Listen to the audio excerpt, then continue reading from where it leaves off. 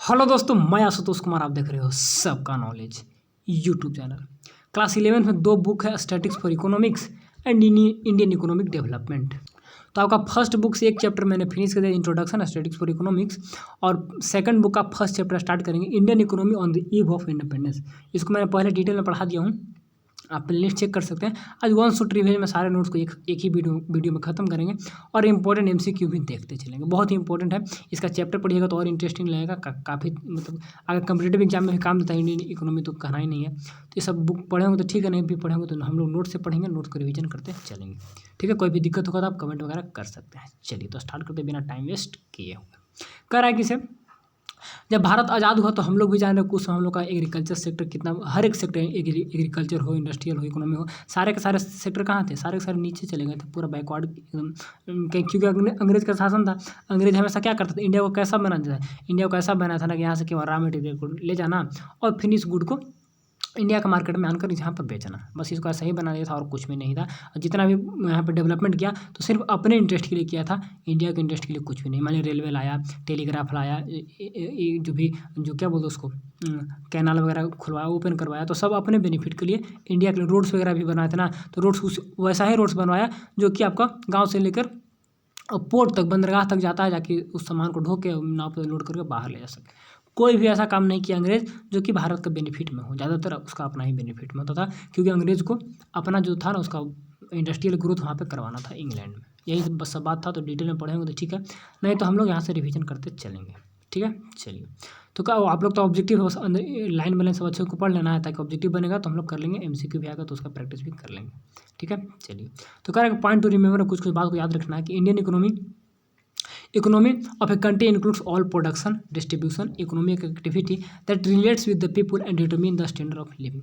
कह रहा है किसी भी कंट्री का इकोनॉमी होता है जिसमें कि सारे के सारे हम प्रोडक्शन, डिस्ट्रीब्यूशन, इनकम, सारे के सारे एक्टिविटी इंक्लूड रहते हैं, जो कि that relates with the people और determine the standard of living, जो कि लोगों से रिलेट रहता है और लोगों का स्टैंडर्ड ऑफ लिविंग को भी निर्धारित करता है। कौन? ये सब एक्टिविटी। ठीक है ना, ये सब एक्टिविटी को इकोनॉमी एक्टिविटी कहते हैं, क्योंकि ये सब मनी से रिलेटेड रहता है। ठीक, on the eve of independence, जब भारत आज़ाद हुआ था उस दिन, उस शाम के बात हो रहा है। ठीक है ना, economy was in the very bad shape due to the presence of British colonial rule. जैसा कि बताएं कि ब्रिटिश का कॉलोनियल रूल के कारण हम लोग का जो इकोनॉमी था काफ़ी बैड शेप में था, बुरा उसका नक्शा वहाँ पर बना हुआ था। ठीक है, अब देखिए उसके बाद क्या बोला, the sole purpose of the British colonial rule India was to reduce the country to being a feeder of economy. बस इसको सिर्फ कम करके कैसा बना दिया था, एक फीडर इकोनॉमी, केवल चारा का काम करेगा, खिलाने का, फॉर द ग्रेट ब्रिटेन के लिए चारा का काम करेगा। ठीक है ना, चारा का मतलब कि रॉ मटेरियल को प्रोवाइड करेगा। ठीक है ना, on rapid expansion of modern industrial base, अपना जो उसका जो बेस था उसको, इंडस्ट्रियल बेस को रैपिड यानी काफ़ी तेज़ी से फैलाने का काम करे। तो यहाँ पर फीडर का काम करते हैं इंडिया। फीडर मैंने कुछ देता था एज चारा के रूप में, तो रॉ मटेरियल देता था, तो बस वही काम था। Thus the in 1947 the British transform the power back to India. Last में इंडिया को पावर दे दिया कि लीजिए आप संभालिए, एंड वी इनहेरिटेड एक क्रिपल्ड इकोनॉमी, और हम लोग को कैसे एक लंगड़ा इकोनॉमी मिला। ठीक है ना, क्रिपल एक तो मतलब कि समझिए कि यहाँ पे स्टैग्नेट भी बोल सकते हैं, तो रुका हुआ इकोनॉमी हम लोग को मिला था। इनहेरिटेड यानी कि अंग्रेज से प्राप्त हुआ था, तो ऐसा इकोनॉमी हम लोग को देखने को मिला था। तो इतना के बाद हम लोग कुछ कंडीशन देखेंगे, जैसे कि condition in the Indian economy on the eve of independence. और उसमें हम लोग जानते हैं कि मिक्स्ड इकोनॉमी का हम लोग एडप्ट किए हैं। ज़्यादातर कंट्री क्या था, या तो सोवियत यूनियन से इंस्पायरेशन लेकर और यहाँ पर सोशलिस्ट इकोनॉमी को एडप्ट करता था, या फिर यूके वगैरह से इंस्पायरेशन लेकर हम लोग कैपिटलिस्ट को एडप्ट करता था। दो ही ज़्यादातर पावर थे ना, एलाइस और एक्सिस, तो दोनों को देखते हुए सब कैपिटलिस्ट या फिर सोशलिस्ट को एडप्ट करता था। लेकिन भारत दोनों को मिक्सअप करके मिक्स्ड इकोनॉमी को एडप्ट किया था। तो बात करें एग्रीकल्चर सेक्टर का, आज भी हम लोग जानते हैं कि इंडिया 80% पॉपुलेशन कहाँ पे, विलेज में।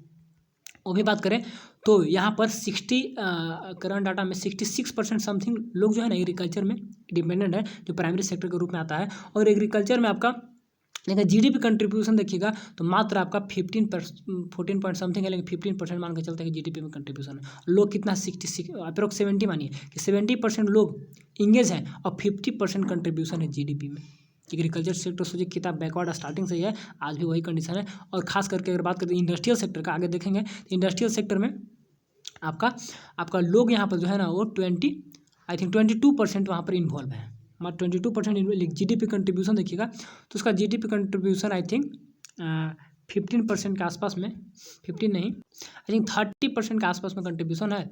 और service sector, inter service sector का देखिएगा तो उसका 12% ही लोग उसमें काम कर रहे हैं, लेकिन कंट्रीब्यूशन उसका कितना हो जाएगा, उसका कंट्रीब्यूशन आई थिंक 15% के आसपास है। देखिए एग्रीकल्चर सेक्टर का बात करिएगा तो लोग कितना था उसमें, लोग थे 66%, लेकिन जीडीपी कंट्रीब्यूशन था उसका कितना, मात्र 15%।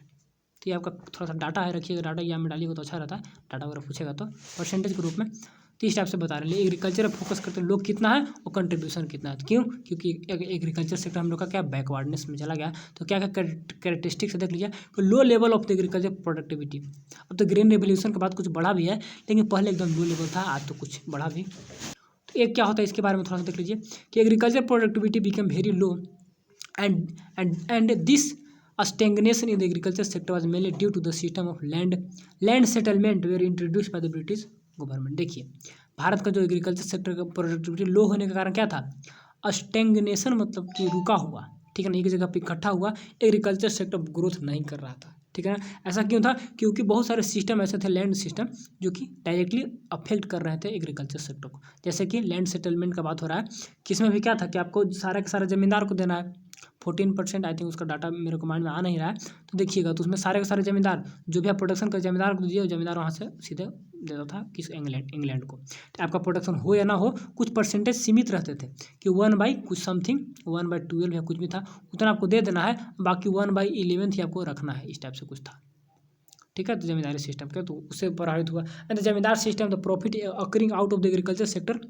When to zamindar, direct zamindar के पास जाता था, इंस्टेड ऑफ कल्टीवेटर, कल्टीवेटर के पास नहीं, सीधे जमींदार जो भी आप कल्टीवेशन किए, ठीक है ना, उनको मिलता था, लेकिन बहुत कम मिलता था, ठीक है ना। आपका प्रोडक्शन हो या ना हुए, आपका बाढ़ में चला जाए, कुछ भी हो जाए, उसे नहीं, उसको देना होता तो देना है, इस टाइप से रहता था। And this led to discourage the among the cultivator of the क्या प्रोडक्शन लेस, इसलिए जो कल्टीवेटर थे उनको हतोत्साहित होने पड़ता था, प्रोडक्शन नहीं करते थे, इसीलिए प्रोडक्शन और लेस होता था, कम होता था, ठीक है।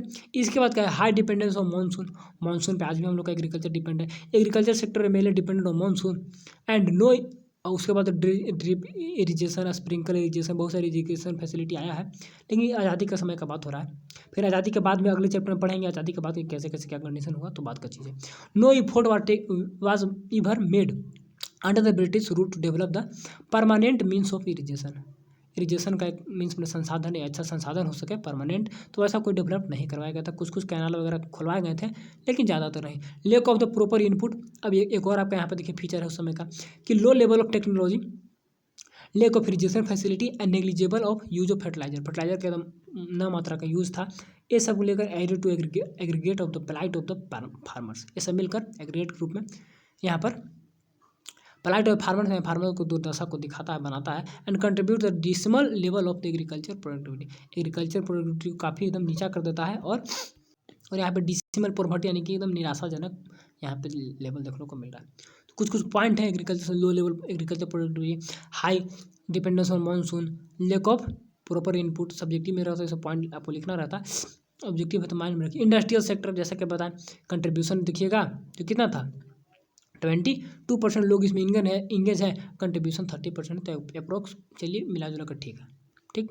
चलिए तो primary sector depend agriculture sector जो भी है तो डायरेक्ट रिलेशन है इंडस्ट्रियल सेक्टर से, ठीक है ना। कोई भी प्रोडक्ट बनेगा तो प्राइमरी कहाँ से रॉ मटेरियल आएगा, तो डिपेंडेंट होगा ना।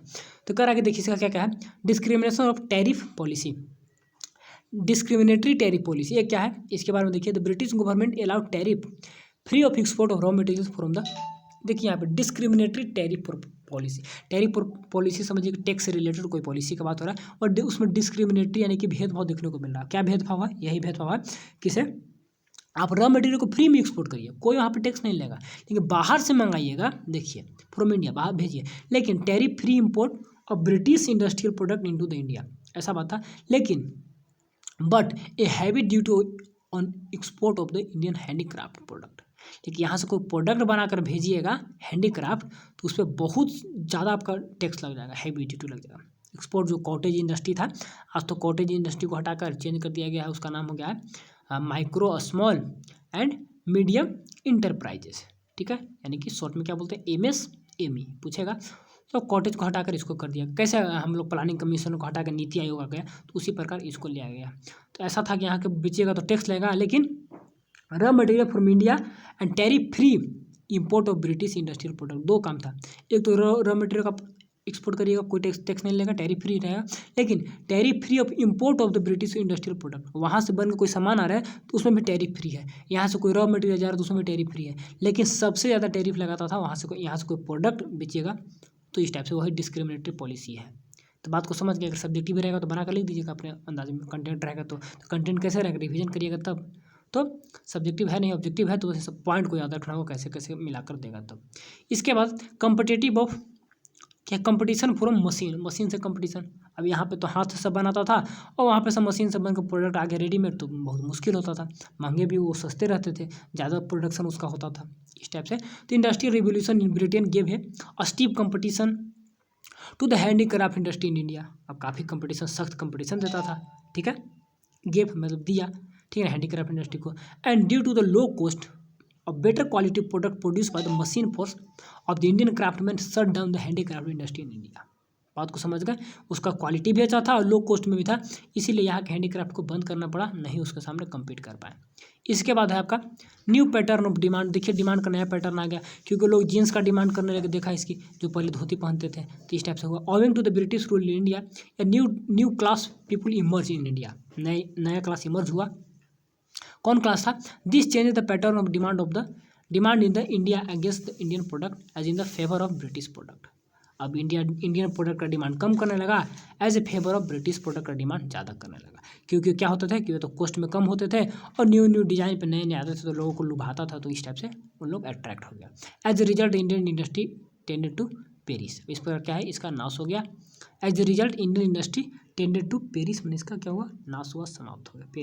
पेरिस यहाँ पर, पेरिस में तो नाश होता है, ठीक है, पेरिस नाम को बता रहा है, तो as a result Indian industry tended to perish, ठीक है, यहाँ पे नाम है कि क्या है, तो पेरिस में नाश ही है, समाप्त हो गया, ठीक है। चलिए इसके बाद more market for the British goods के लिए मार्केट भी मिला। इन इंट्रोडक्शन ऑफ रेलवे, और कह रहा है कि owing to introduction to railway facilitate the transport of the British product different part of the country, अलग अलग पार्ट में मतलब जाने लगे रेलवे के आने से, ठीक। As a result the size of the market of for the low cost British product expanded. अब इसका लो कॉस्ट के जो प्रोडक्ट उसका थे तो उसका साइज पूरा बढ़ने लगा, हर जगह जाने लगा। Will it start shrinking for the high cost Indian product. इससे क्या हुआ, श्रिंकलिंग में डूबना, खत्म होना, समाप्त होना। तो कौन, high cost of Indian product में ज़्यादा कॉस्ट लगता था बनाने में, तो सब डूबने लगा था। This led to the decay of industrial sector in India. इस प्रकार इंडस्ट्रियल सेक्टर क्या हुआ, बर्बाद हुआ, खत्म हुआ। फिर फॉरेन ट्रेड देख लीजिए क्या हो रहा है, फॉरेन ट्रेड विदेशी व्यापार। Due to the discriminatory policy, जो हम लोग अभी देख लिए कैसे कैसे क्या था, ठीक है ना, adapted bye the British government, Indian become a net exporter of raw material. Bharat क्या बन गया था, सिर्फ और सिर्फ net exporter of raw material, केवल भेजने वाला, बेचने वाला, एंड प्राइमरी प्रोडक्ट। अब केवल प्राइमरी प्रोडक्ट को भेजेगा, जैसे जिससे कि वहाँ पर आपका इंग्लैंड में सामान बन सके, आप कुछ और नहीं बेच सकते। On the other hand it became net importer of finish goods reproduce by the British industry. और क्या हो गया था, net become a importer of finish goods को इम्पोर्ट करने वाला बन गया था, प्रोड्यूस बाय ब्रिटिश इंडस्ट्री के द्वारा। उसके बाद क्या है, the composition of export and import show the backwardness of the Indian economy. ये जो कंपोजिशन, जो बनावट है एक्सपोर्ट और इम्पोर्ट का, क्या दिखाता है, यह दिखाता है कि भारत कितना पीछे चला गया। And export and import were the largely restricted to Britain only due to the monopoly control of the Indian foreign trade. अब भारतीय व्यापार, जो विदेशी व्यापार था, उस पर किसका कंट्रोल था, ब्रिटेन का मोनोपोली कंट्रोल। वो कहता था जहाँ पे आपको भेजना है वहीं भेजिएगा, कहीं नहीं भेज सकते। तो इस टाइप से हम लोग का सब नाश हुआ, काफ़ी मतलब कंडीशन बुरा हो गया था। इसके बाद है आपका surplus profit made account for the foreign trade during the British rule was distributed among the administrative as well as the war expenses. It was only used to increase the pursuits of the British government. ये भी देखिए कुछ extra profit होता था जो surplus में बना। Made an account for the foreign trade during the British rule. तो सारे के सारे जो पैसा बनते थे कहाँ पे जाता था, एडमिनिस्ट्रेटिव में और वार के खर्च में चले जाते थे। कोई भी प्राइमरी खर्च नहीं करता था, कोई भी इंफ्रास्ट्रक्चर पर खर्च नहीं करता था, सारे के सारे अपना में खर्च करता था, ठीक। Only use to increase the pursuit the British government को केवल बढ़ाने का काम करता था, जो भी कंपनी वगैरह के कर्मचारी वगैरह जो भी थे। डेमोग्राफिक कंडीशन, यानी लोगों का कंडीशन, पॉपुलेशन का कंडीशन क्या था, तो उससे रिलेटेड देख लीजिएगा। High birth rate, death rate were implied low survival rate which are yearly 8 per 1000 per year. यानी कि यहाँ पर बात समझने वाली है यानी कि बर्थ रेट जितना था उतना ही डेथ रेट भी था। तो दोनों के बीच में जो बच जाता जीवित लोग बचता था वो केवल 8 ही बचता था। 8 पर 1000 पर एनम में 8 ही लोग, कितना पर 1000, 1000 में 8 ही लोग बचता था हर एक साल का देखा जाए तो। एक साल में 1000 लोग जन्मे और मरे, उन दोनों का बीच का डिफरेंस देखिएगा तो केवल 8 ही लोग बच पाते थे। इस टाइप से मतलब बहुत डेंजर सिचुएशन था। लाइफ एक्सपेक्टेंसी वाज 2032, बस सिर्फ इतना ही साल जीवित रहता था उसमें एवरेज। आज 66 है ना अप्रॉक्स, तो इतना कम था। सो द क्यों ऐसा था, क्योंकि वहाँ पर कंडीशन काफ़ी बुरे थे, काफ़ी महामारी था, बीमारी थे, लोग पास एजुकेशन नहीं था, हेल्थ फैसिलिटी नहीं थे, इस टाइप से। And lake of the health care facility लिख ही दिया, and lake of awareness among lake of means of health care, ये सबके अवेयरनेस जागरूकता भी नहीं थी। बात करिए कोरोना में, अगर बात करते हैं तो लोगों को जागरूक करने में जितना पैसा खर्च हुआ, मास्क पहनिए जी, हेलमेट लगाइए जी, ये सैनिटाइजर करिए, ऐसे वैसे करिए, उससे मतलब ज़्यादा पैसा उसमें चला गया, ना कि किट वगैरह खरीदने में चला गया। तो लोग अवेयरनेस नहीं, जागरूक उस समय में, आज भी ऐसा कंडीशन है। And literacy rate was as low as the 60%, ठीक है ना, वुमेन का 70 होगा I think. Reflect the social economic backwardness of the, literacy rate भी काफ़ी कम था। आज तो I think literacy rate current हमें आइडिया है नहीं, लेकिन आज बहुत ज़्यादा ग्रो कर गया है। और महिलाओं का सिर्फ और सिर्फ 7% उस समय था आज़ादी के on the eve of independence. तो आपका वही पूछेगा जो एनसीईआरटी बुक में डाटा वगैरह है। ऑक्यूपेशनल स्ट्रक्चर, व्यवसायिक जो स्ट्रक्चर ढांचा है उसके बारे में। Agriculture was the principal source of population occupation about 72.7%, ठीक है ना, जो हम बता रहे थे कि 66 है, तो उस टाइप से आज owing to the population engage in the agriculture. तो आपका एग्जाम में यही पूछेगा, तो करंट डाटा हम बता रहे थे। तो आपका ये आपका 60, आज आई थिंक आज एग्रीकल्चर का बात करेगा तो आज ही नहीं, आज 54 पॉइंट समथिंग लोग हैं, अब धीरे धीरे वहाँ से शिफ्ट हो रहा है, ठीक है। कंट्रीब्यूशन आज आपका 14.7 करके होगा, जो 15 बता रहे थे, ठीक। वो एवरेज में बता दी याद करने के लिए उस टाइप से, लेकिन रियल डाटा आपको एनसीईआरटी को डालना होगा, जो कि यहाँ पर लिख रहा है 72.7%, ठीक है। एग्जाम में तो इसी से बनेगा। Population was engage in the agriculture. चलिए, only 10% of the working population we are engage in the manufacturing sector, केवल 10% इसमें थे। And we show the backwardness of the Indian industrial at the time of independence. इसलिए दिखा रहा है कि भारत कितना पीछे था आज़ादी के समय, ठीक है। 10% लोग थे। अच्छा, 17.2% working population engage in the service sector में 17.2%, ठीक। And which also prove so the growth rate of tertiary sector at the time of independence. आपके एनसीईआरटी का डाटा याद रखिए, 10%, यहाँ पर 72%, और आपका ओवरऑल 72% यहाँ पर दिखा रहा है, यहाँ पर 17%, ठीक है। We saw the proof the growth slow growth rate of tertiary sector at the time of independence, जो कि टर्शरी सेक्टर सर्विस सेक्टर काफ़ी वहाँ पर स्लो था। There was unbalance growth of Indian economy at the time of independence. उस समय क्या था, अनबैलेंस था, सही से ग्रो नहीं कर। इंफ्रास्ट्रक्चर देख लीजिए, बुनियादी ढांचा जो होता है, जो रोड रेलवे सब के बारे में। तो there was some infrastructure develop during the British area in the area of transport and communication में कुछ डेवलप किया गया था। और क्या किया गया था हम लोग जानते हैं, जैसे कि रेलवे हो गया, ठीक है ना, फिर आपका टेलीग्राफ टेलीकम्युनिकेशन वगैरह कुछ हुआ था। जैसे कि introduction of railway was the major breakthrough followed by the development of the some part of the ports वगैरह भी खोले गए थे, and construction of some roads वगैरह को भी खोला गया था, ठीक। पोर्ट समझते बंदरगाह।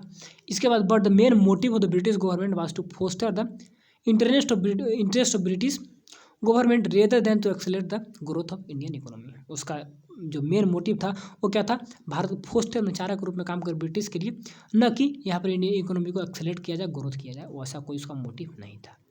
इसके बाद there was transition from the barter system exchange to monetary policy exchange किया था, and which facilitate the division of labour and large scale production. एक और काम किया था कि बार्टर सिस्टम से आपका मॉनेटरी सिस्टम में कर दिया था। Barter system monetary system class 12 में डिटेल में पढ़िएगा।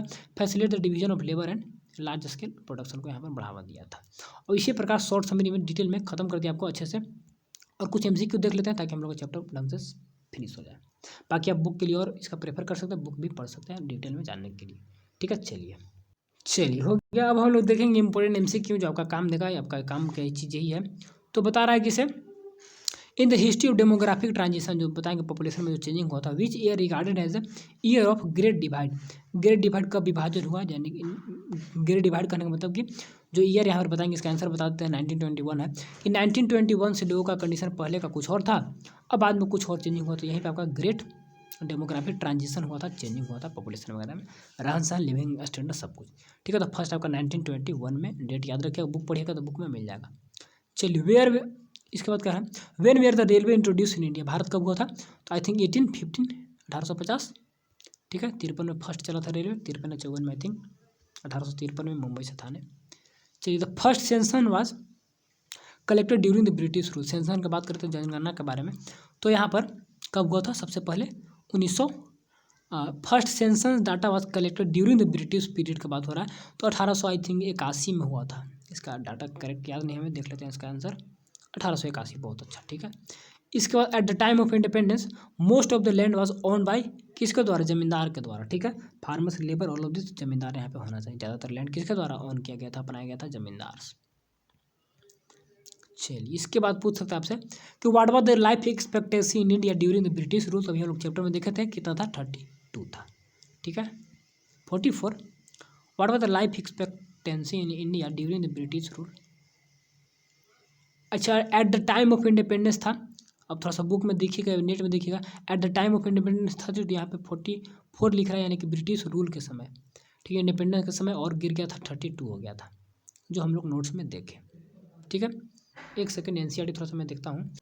तो देखिए, मैं बुक का डाटा आप लोगों को दिखाना चाहता हूँ, बुक में क्या दिया हुआ है, थोड़ा सा कन्फ्यूजन हो गया। तो यहाँ पे आप देख सकते हैं डेमोग्राफिक ट्रांजिशन में, अगर देखिएगा थोड़ा सा बुक पढ़िएगा, तो यहाँ पे आपको मिल जाएगा लाइफ एक्सपेक्टेंसी। थोड़ा सा अगर क्लियर कर दें, life expectancy also 32 year as compare to 69 आज प्रेजेंट में है, ठीक है ना। और डेमोग्राफिक ट्रांजिशन में देखिएगा, तो डेमोग्राफिक ट्रांजिशन यहाँ पे देखिए, डेमोग्राफिक ट्रांजिशन 1921, ठीक है। थोड़ा सा बुक से रूबरू होइएगा तो डाटा वगैरह क्लियर हो जाता है, टेंशन नहीं लेना है, ठीक है। चलिए, थोड़ा सा नोट्स की ओर चलते हैं और यहाँ पर इसको कटअप करते हैं, ठीक है। चलिए, थोड़ा सा फेस रिवील भी कर दिए, लाइट है नहीं, क्लियर होगा नहीं। अब थोड़ा सा हम लोग पढ़ेंगे, पढ़ाई में डिस्टर्ब हो जाएगा, फेस रिवील रहेगा, तो इसको कटअप करते हैं, ठीक है। चलिए जैसा कन्फर्म हो गया, हम लोग का डेट देख लिए। अब हम लोग चलिए, तो कन्फर्म देखिए कि यहाँ पे क्या होगा, 32 ही करेक्ट होगा, ठीक है। सब कुछ प्रूफ वगैरह दिखा दिए।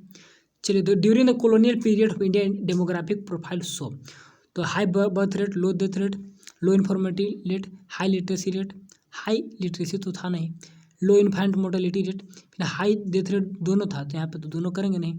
लो बर्थ रेट नहीं था, हाई आपका birth rate, option number A, और low infant mortality rate, high infant mortality rate था, तो ऑप्शन नंबर ए करेक्ट होना चाहिए, हाई बर्थ रेट, ठीक है। चलिए, Indian economy on the eve of independence was कैसा था? अंडर डेवलपिंग, स्टेगनेंट, और फिर सेमी फ्यूडल। स्टेगनेंट रुका हुआ, जकड़ा हुआ, ठीक है। बुक देखिए, अंडर डेवलप था, लेकिन बुक देखिएगा तो स्टेगनेंट दिखेगा। और लेकिन अब एक सेकंड और कन्फ्यूजन हो गया, तो स्टेगनेंट आपका एक तरह से फीचर हो गया, ठीक है ना। मेन होगा develop, under develop, developing country होता है, तो उसमें हम लोग अंडर डेवलप ही मानेंगे, ठीक है। आज क्या है? आज आपका डेवलपिंग कंट्री है, तो यहाँ पे ठीक है, करेक्ट है। स्वेज कैनाल वाज क्या है? ओपन फॉर, स्वेज कैनाल खोला गया था, आपको पता होगा किसे, क्या, रेड सी और मेडिटेरियन सी के बीच में, जो कि व्यापार वगैरह से यूरोप से हम लोग को आसानी से हो, तो 1869 में खोला गया था। तो याद रखिए 1869 में, तो इसका डेट पूछता है एग्जाम में, और काफ़ी इंपॉर्टेंट है, तो सारे को लिख कर याद करना है सब पीडीएफ को।